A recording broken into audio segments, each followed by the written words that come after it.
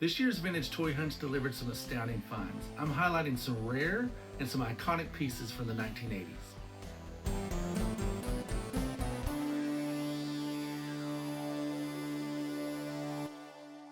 Trying to narrow down some of my top finds for the year was tough. I did find some of my grails, or should I call them white whales, as I realize not everyone's grails are going to be the same. I refer to some of mine as grails simply because I've been on the hunt for these for several years to decades or even since childhood. There's some other items on my list that I thought I'd never own. So let's get started. To start off this top finds list, I think you're going to see a pattern here. First up, this A-Team lunchbox. I picked it from the OKC Toy Extravaganza show held in Oklahoma City. This was only 40 bucks. Another item I picked up from this property, a Murdoch action figure. He was also 40 bucks. From the Southwest Vintage Toy Show held in Chickasha, Oklahoma. It's an annual show. Then later in the year, from the DFW G.I. Joe and Action Figure Show, I picked up Face and Hannibal. These were $95 each. Still on the hunt for BA and potentially Amy. Could care less about the carded A-Team bad guys, but I do have all of these loose. Continuing with the A-Team theme, or Mr. T in general, I picked up this real-life superhero Mr. T for 70 bucks. But what was cool was it came with, instead of his gold chains, it came with, now not these specifically, but you see these Wookiee scalps that come with the 12-inch Boba Fett? Those were dangling around his neck. And the vendor knew it, and he basically said, you know, you get it all just for the price of Mr. T. So I turned around and sold the Wookiee scalps, which paid for the figure, and then I even had some change left to buy some other things from that sale. So pretty cool. Last but not least, on the A-Team theme, I've been after this for a long time. This is truly one of my grails, was this Galoob tactical van. It was for the 3 3/4 inch figures. I got this as well as the loose BA and the rest of the loose figures as well as their accessories, except it was missing just one bad guy, all for 270 bucks off of eBay. But I mainly got it for the van because it was in spectacular shape. As you can see, the grill, which is usually busted, it's in really good shape, not broken. Also, these lights up here are usually broken off. Those were all there. Everything was in really good shape. There's nothing broken, none of the seats broken, so very good deal. Last but not least on my A-Team list, I do have to mention, not really some of my top finds, but something I never got to meet before. I did get to meet Mr. T and Dirk Benedict, both at the Fan Expo held in Dallas. Very cool life experience.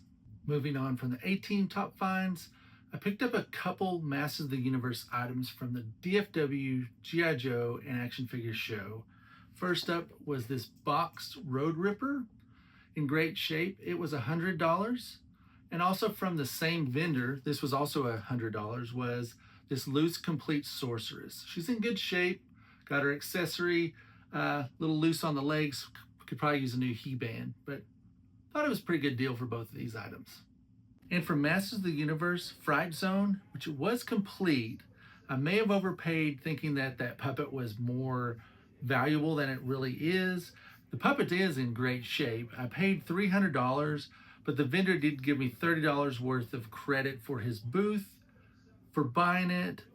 This was from the 405 Toy Expo show located in Del City, Oklahoma. For G.I. Joe, A Real American Hero items, I picked up the transportable tactical battle platform for $100 from the Southwest Oklahoma Vintage Toy Show held in Chickasha. It's loose, almost complete. It's missing one missile, I believe the antenna, and one of the covers on one of the platforms. But it did come with the box as well, so I was happy about that. As for some additional G.I. Joe items, probably not really a top find, but a very cool related story. So this is Tiger Force Dusty. As you guys know, his crotch is usually broke. That's how my previous one was. So this is one that's got the all intact. This was from Daryl DePriest, who was the former vice president of global brand management for Hasbro, for only $10. I thought that was really cool. As for some other G.I. Joe creators, some items I picked up, this is from Guy Cassaday. He is the likeness for Cross Country, the Havoc driver. I had him sign my file card. Another one, I believe it's Greg Bernstein, is how you pronounce his name. He is heavy metal, the driver of the Mauler. So this continues my collection of signed file cards. So besides those two, I also have Sergeant Slaughter that has signed one for me. I've also got Ron Rudat and Kirk Bazigian. Now, a fun fact about Kirk this year. So I was attending the DFW G.I. Joe and Action Figures show on Saturday. So I had to take my wife to the airport early that day. So I was sitting around the lobby for just about an hour and a half. And I was early enough there that the hotel restaurant hadn't opened yet. I was wanting to get breakfast. So I'm just waiting in the lobby there. Well, here comes Kurt Bazigian right as the restaurant's opening up. So he says, "Hey, I see you're alone. You want to eat with me?" It's like, yes. So very cool. So it was just, he did say one of the other creators was coming down. So, I could at least sit with him until then. But what happened was not only was there Kirk, but there was 5 or 6 of the G.I. Joe creators that came to eat with us. So I was just trying to hide my excitement. I should have taken some photos, but I didn't want to be too big of a fanboy. It was me with just these G.I. Joe creators, which was very cool. An experience I'll never forget. And Kirk, he was just very nice because he saw I was alone and just figured he'd ask me to eat with him. So very cool experience. As for another theme that kept reoccurring this year of my top finds, Star Wars, Star Wars, Star Wars. Vintage Kenner Star Wars. First up, The Empire Strikes Back. I got an AT-AT with the box for $125 from Facebook Marketplace. I did have my original AT-AT still, so I did end up trading my AT-AT that came with this box, but I did keep the box.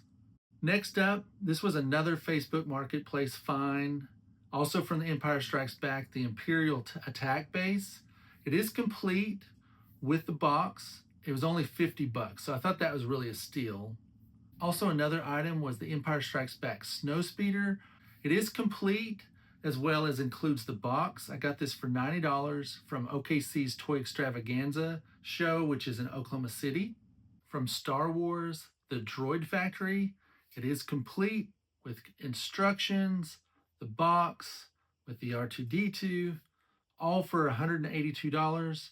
This was also from the 405 Toy Show located in Del City, Oklahoma. Now, this next item is a grail for me ever since I passed on it as a kid. I saw it on clearance at Kmart, but at the time I was getting out of Star Wars, so I passed on it. Well, I finally got this thing. I've been looking for one of these at least for the past several years. I got my Rancor Monster finally. It's in great working shape. It's complete. It came with the box. Now, I may have overpaid a little bit for it. It was $140 from Amazing Action Comics in Oklahoma City.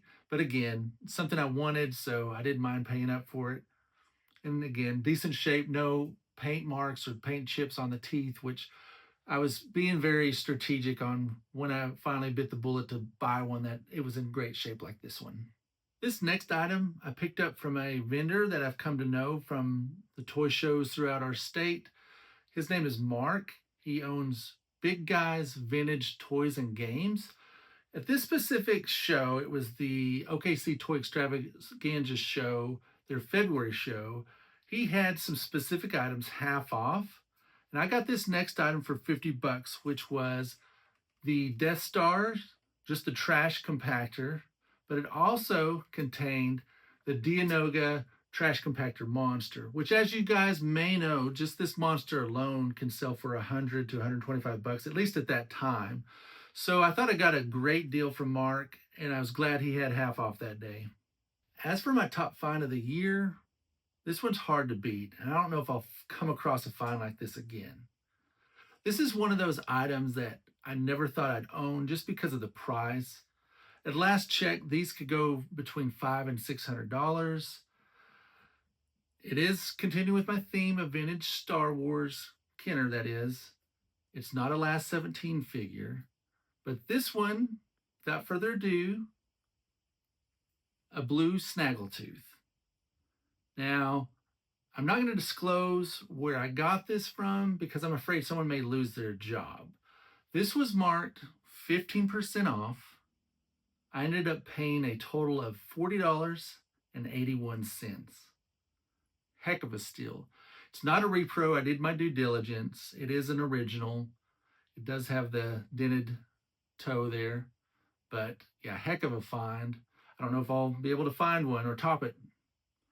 Anyway, what are some of those grails or white whales that you came across this year? What are some items that you're still hunting for? Please let me know in the comments. Happy New Year! And remember, they're still out there. And until our next venture.